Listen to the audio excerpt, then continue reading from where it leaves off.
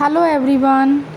Today we are going to start our chapter 2 of class 11th Forms of Business Organization.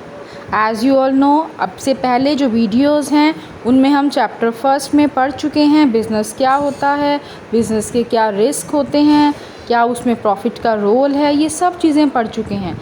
अब आपको ये जानना है कि कितने तरह के बिज़नेस ऑर्गेनाइजेशंस हैं। अगर आपको ये डिसाइड करना है मुझे कौन सा बिज़नेस करना चाहिए, तो आपको इस चैप्टर को डिटेल में पढ़ना होगा, समझना होगा कि क्या डिफरेंट फॉर्म्स हैं बिज़नेस ऑर्गेनाइजेशंस की, क्या उनके फीचर्स हैं, क्या मेरिट्स हैं, क्या डीमेरिट्स हैं। तभी आप सही डिसीज़न ले पाएंगे। तो आगे पढ़ते हैं फॉर्म्स ऑफ बिज़नेस ऑर्गेनाइजेशंस। हम इस चैप्टर में डिफरेंट फॉर्म्स पढ़ेंगे, डिफरेंट टाइप्स पढ़ेंगे कि कौन कौन से टाइप्स हैं बिज़नेस ऑर्गेनाइजेशंस के। इंडिया में जितनी भी बिज़नेस ऑर्गेनाइजेशंस हैं वो कौन कौन सी हैं, क्या क्या उनके डिफरेंट फॉर्म्स हैं, टाइप्स हैं, वो हम इस चैप्टर में पढ़ेंगे। तो फर्स्ट फॉर्म है स्टूडेंट सोल प्रोप्राइटरशिप। ये वर्ड तो आपने सुना भी है, कल समझा भी है थोड़ा बहुत। आज हम इसको डिटेल में पढ़ने जा रहे हैं। सोल मतलब होता है सिंगल, है ना। प्रोप्राइटर का मतलब होता है ओनर। तो जहाँ पर सिंगल ओनरशिप होती है बिजनेस में, उस तरह की बिजनेस ऑर्गेनाइजेशन को कहते हैं सोल प्रोप्राइटरशिप। तो sole proprietorship refers to a form of business organisation which is owned मतलब ऑनरशिप, मैनेज्ड मतलब जो मैनेज कर रहा है, जो मैनेजर है, मैनेजमेंट, एंड कंट्रोल और जो कंट्रोल कर रहा है, सारे डिसीज़न ले रहा है, बाय एन इंडिविजुअल, वो एक सिंगल इंडिविजुअल है, who is the recipient of all profits, उस बिज़नेस में जितना भी प्रॉफिट है वो सारा अकेला उसी का है, वो अकेले सारा प्रॉफिट इंजॉय कर रहा है, and bearer of all risk, और बिज़नेस में रिस्क तो होता ही है, आपने पढ़ा है बिज़नेस रिस्क, उसके डिफरेंट टाइप्स, कॉजेज़, कैसे कैसे होता है बिज़नेस में रिस्क, और हर एक बिज़नेस में रिस्क होता है। तो वो जो सोल प्रोप्राइटर है वो सारा रिस्क भी उसको अकेले को ही उठाना पड़ता है। तो sole proprietorship refers to a form of business organisation which is owned, managed and controlled. मतलब ऑनर भी वही है, मैनेजर भी वही है, मैनेज भी वही कर रहा है सब चीज़ें, और कंट्रोल भी वही उसी का है, मतलब सारे डिसीज़न भी वो खुद ही ले रहा है। कौन? वो इंडिविजुअल जो सोल प्रोप्राइटर है, जो सिंगल ऑनर है बिजनेस का। Who is the recipient of all profits, सारे प्रॉफिट का अकेला वही मालिक है, और सारा जो रिस्क है वो भी उसे अकेले ही उठाने पड़ते हैं। तो ये है सोल प्रोप्राइटरशिप। तो इसमें फ़ीचर्स हैं सोल प्रोप्राइटरशिप के। सबसे पहला फ़ीचर क्या है? Formation and closure. अगर हम देखें सोल प्रोप्राइटरशिप मतलब हमें सिंगल ऑनर वाला बिज़नेस स्टार्ट करना है, तो इसको कैसे स्टार्ट करें, फॉर्मेशन कैसी है इसकी, तो उसके बारे में बता रहे हैं कि there is no separate law that governs sole proprietorship. इसमें ज़्यादा कोई अलग से लॉ नहीं बनी हुई है जो इसको गवर्न कर रही है कि आप ऐसे करो, ऐसे मत करो, कोई रूल्स रेगुलेशंस हो, कोई मतलब लॉ बनी होती है ना कि आपको ये करना है, ये नहीं करना, कोई कानून बना हुआ है। तो इस तरह का कोई कानूनी कार्रवाई, लीगल फॉर्मेलिटीज़ इसमें नहीं है। Hardly any legal formalities are required to start a sole proprietary business. कोई ज़्यादा लीगल फॉर्मेलिटीज़ नहीं है। सोल प्रोप्राइटर बिज़नेस अगर आपको स्टार्ट करना है तो कोई ज़्यादा लीगल फॉर्मेलिटीज़ मतलब कानूनी कार्रवाई जो होती हैं वो ज़्यादा नहीं है। दो इन सम केसेस वन में रिक्वायर अ लाइसेंस, पर कुछ बिज़नेस ऐसे होते हैं जिसमें पहले आपको लाइसेंस लेना पड़ता है, फिर आप अपना बिज़नेस स्टार्ट कर सकते हो। क्लोज़र अगर हम देखें sole proprietor type of business का, तो वो भी बहुत इजी है, आप जब चाहें अपना बिज़नेस बंद कर सकते हैं, उसमें भी ज़्यादा आपको कोई लीगल फॉर्मेलिटीज़ नहीं करनी। इसके बाद सेकंड फीचर आता है सोल प्रोप्राइटरशिप का, अनलिमिटेड लायबिलिटी। अनलिमिटेड लायबिलिटी का मतलब क्या होता है? जैसे मान लीजिए आपका बिज़नेस है, ठीक है, आप बिज़नेस में कमा भी रहे हो, खर्चा भी होता है, कई बार हम उधार भी देना पड़ता है किसी को, तो लायबिलिटी का मतलब होता है जो हमें पेमेंट करनी है। मान लीजिए हमने किसी से उधार लिया है, लोन लिया है बैंक से। मान लीजिए आपने बैंक से 1 लाख रुपए लोन लिए, ठीक है। फिर आपने अपनी किसी फ्रेंड से 50,000 रुपीज़ उधार ले रखे हैं, वो भी वापस करने हैं। तो इस तरह से आपको लोगों का पैसा देना है। मान लीजिए आपने जो दुकान का सामान ख़रीदा है, मान लीजिए 50,000 का ख़रीदा है, तो जिससे ख़रीदा है सप्लायर से, मैन्युफैक्चरर से, उसकी भी अभी आपको पेमेंट करनी है। तो इस तरह से आपको 2 लाख रुपीज़ टोटल पेमेंट करने हैं। कुछ लोन है, कुछ आपका किसी फ्रेंड से लिया हुआ है, कुछ आपका मान लीजिए पैसे देने हैं, सामान ले रखा है, पैसे देने हैं। तो इस तरह से ये सारी आपकी लायबिलिटी है, मतलब जो आपको देना है पैसा लोगों का, है ना, दैट इज़ योर लायबिलिटी। तो यहाँ पर सोल प्रोप्राइटर की लायबिलिटी कैसी है? अनलिमिटेड। अनलिमिटेड क्यों कहा गया? क्योंकि अगर मान लीजिए बिज़नेस में पैसा है, आपने जैसे सामान बेचा, पैसे इकट्ठे हुए, तो आपने जिस से ले रखे थे उसको दे दिए। अब आपके जो पैसे इकट्ठे हुए, मान लीजिए 50,000 हुए, तो आपने सबसे पहले जिससे सामान लिया था उसको दिए, ठीक है। अभी भी आपको 1,50,000 की पेमेंट करनी है, आपकी लायबिलिटी है। अब आप देख रहे हो कि पैसा है नहीं आपके पास और डेट आ गई है, आज देने हैं उनके वापस, तो अब क्या करेंगे? तो वो कह रहे हैं कि यहाँ पर सोल प्रोप्राइटर को अपने पर्सनल एसेट्स में से भी देना पड़ेगा।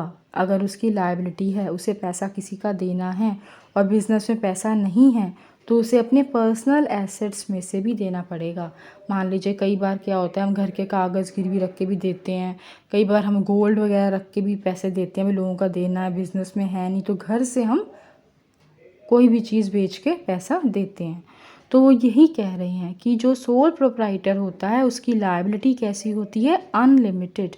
अनलिमिटेड का मतलब है कि अगर बिज़नेस में है तो बिज़नेस से दो, अगर बिज़नेस में नहीं है तुम्हारे पास तो तुम्हें अपने पर्सनल एसेट्स में से भी देने पड़ेंगे। तो यहाँ पर सोल प्रोप्राइटर के जो पर्सनल एसेट्स हैं वो सेफ़ नहीं हैं, है ना। क्यों? क्योंकि उसे बिज़नेस में जब भी ज़रूरत पड़ेगी अपने पर्सनल सेविंग्स, अपने पर्सनल एसेट्स भी देने पड़ सकते हैं। अभी हमने सेकंड फीचर पढ़ा था unlimited liability. Sole proprietors have unlimited liability. This implies that the owner is personally responsible for payment of debts. Debts means loans जो उसको देने हैं। In case the assets of the business are not sufficient.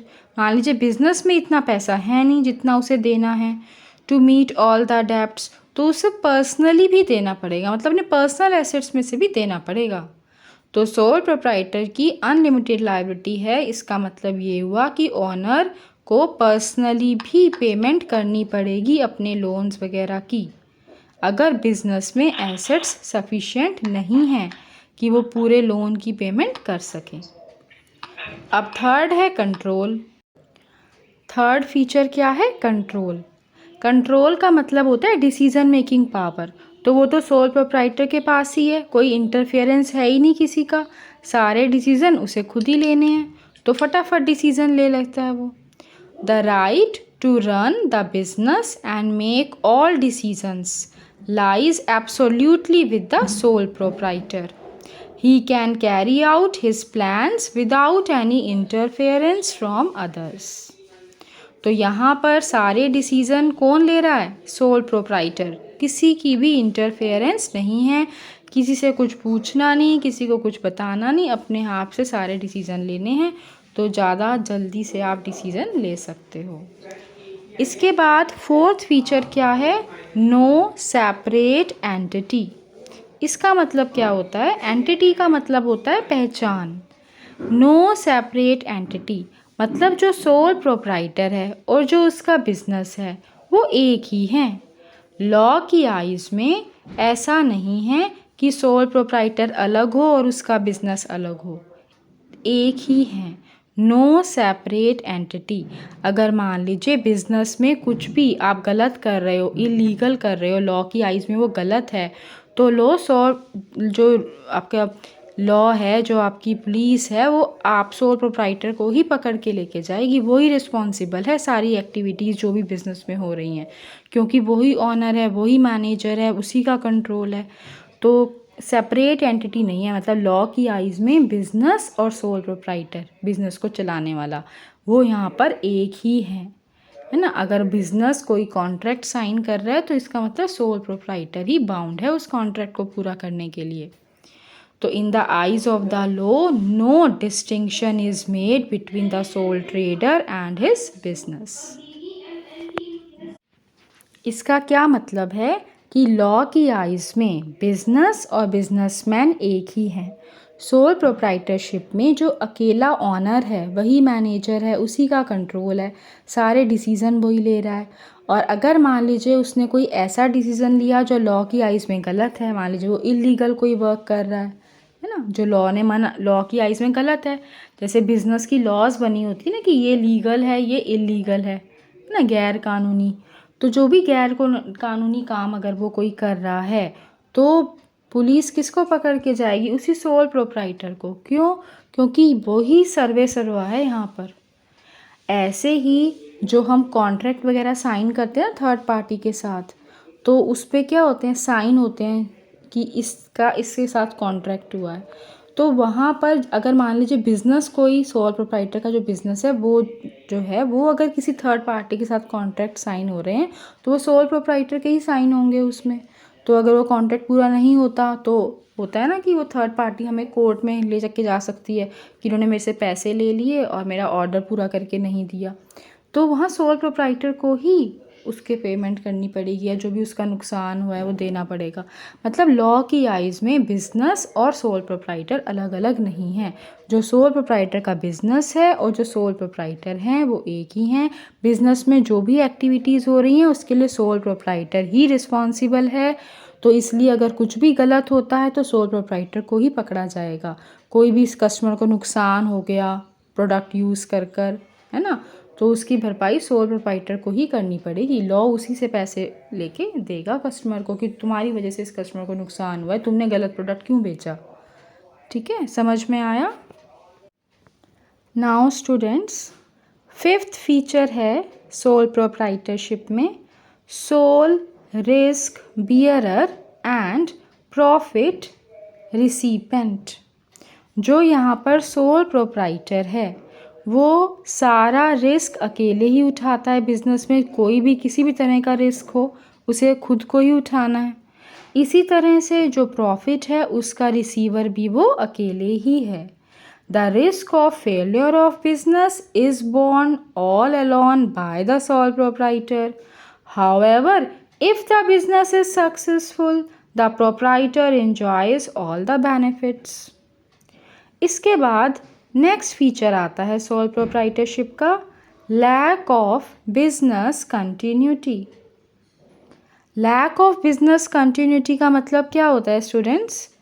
कि अगर मान लीजिए sole proprietor की हो गई डेथ तो उसका बिजनेस ख़त्म है ना।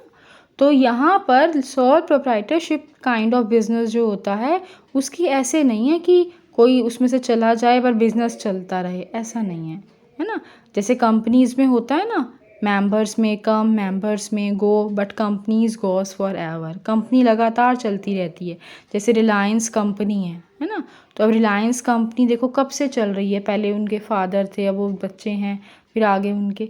तो ऐसी टाटा कंपनी है, वो हमारी देश की आज़ादी जब हुई थी 1947 में उससे भी पहले से है टाटा स्टील्स वगैरह। तो ये जो अब कितने लोग चले गए इस दुनिया से फिर भी वो कंपनी एज इट इज़ चल रही है। उसको चलाने वाले लोग बदल रहे हैं पर कंपनी एज इट इज़ चल रही है। तो ऐसे सोल प्रोप्राइटरशिप में नहीं होता। सोल प्रोप्राइटरशिप में सिंगल ओनर है। अगर वो चला जाता है, मान लो उसने कुछ गलत करा, उसे जेल हो गई तो उसका बिज़नेस बंद। मान लो वो मर गया तो उसका बिज़नेस बंद। अगर मान लीजिए उसे इंसॉल्वेंट हो गया है ना, दिवालिया निकल जाता है जैसे, तो उसका बिजनेस ख़त्म। तो क्या है? Lack of business continuity. The sole proprietorship business is owned and controlled by one person.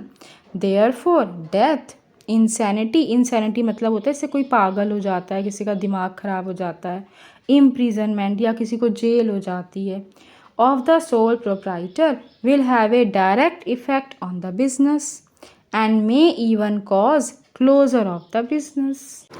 Now students, It's turn for your question. If you know the answer, write it in comment box. जिनका subscribe button red colour का है वो channel को subscribe करने के लिए उस पर क्लिक करें और बेल आइकन भी प्रेस करें।